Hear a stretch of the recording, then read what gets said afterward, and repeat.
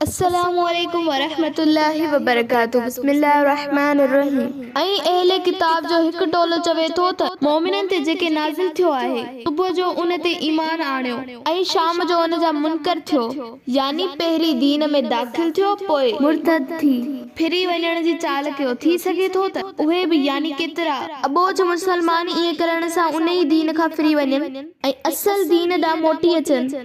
अहले किताब पाण में चवनि था त पंहिंजे मज़हब जी ताबेदारी करण वारनि खां सवाइ ॿियनि जी का ॻाल्हि न मञो।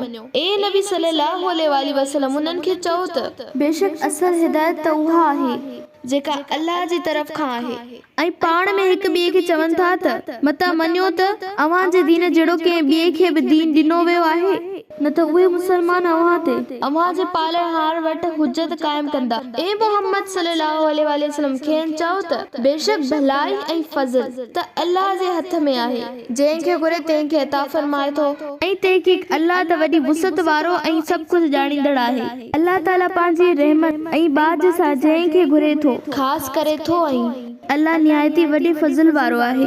अहले किताब में के अहिड़ा बि ईमानदार आहिनि जिन वटि जेकॾहिं माल जो ढेर अमानत रखनि त उहे समूरो तोखे मोटाए ॾींदा, ऐं मंझां के अहिड़ा आहिनि जो जेकॾहिं वटनि हिकु दीनार या अशरफी बि अमानत रखनि त उहा तोखे मोटाए न ॾींदा, मगर जेसीं ताईं तूं उन्हनि जे सिर ते सवार थी न बीहीं। उहो हुन करे जो हू चवंदा आहिनि त उन्हनि उम्मियुनि अणपढ़ियल अरबनि ऐं गैर यहूदियुनि जे माल खाइण ते असां ते को बि गुनाह ऐं पकड़ न आहे, ऐं अहिड़ी तरह उहे ॼाणे वाणे अल्लाह ते कूड़ ॻाल्हाइनि था ऐं तोहमतूं हणनि था। हा, जे पंहिंजे वाइदे पूरे करण में वफ़ादारी कई ऐं तक़वा इख्तियार कई, परहेज़गार थियो ऐं नाफ़रमानी खां बचो, त बेशक अल्लाह अहिड़नि मुत्तक़ीन सां मोहबत करे थो।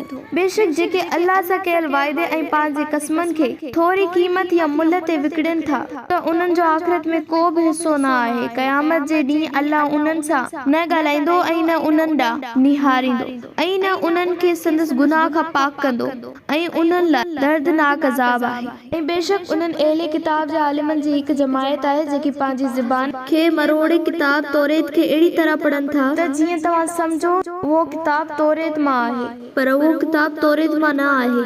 ऐं पिणु उहो बि ज़ोर ॾेई चवनि था त उहो अल्लाह जी तरफ़ खां आहे, पर उहो अल्लाह जी तरफ़ खां असल न आहे, ऐं उहे ॼाणे वाणे अल्लाह ताला ते कूड़ ॻाल्हाइनि था। कंहिं बि बनी बशर खे उहो नथो सुहे जो अल्लाह खेसि किताब जो इल्म, दानाई या हिकमत अता फरमाए ऐं नबूअत सां सरफराज़ करे, ऐं हू माण्हुनि खे चवे त अल्लाह खे छॾे मुंहिंजा बाना थियो, पर यकीनन चवंदो त रब जा सच्चा बाना थियो।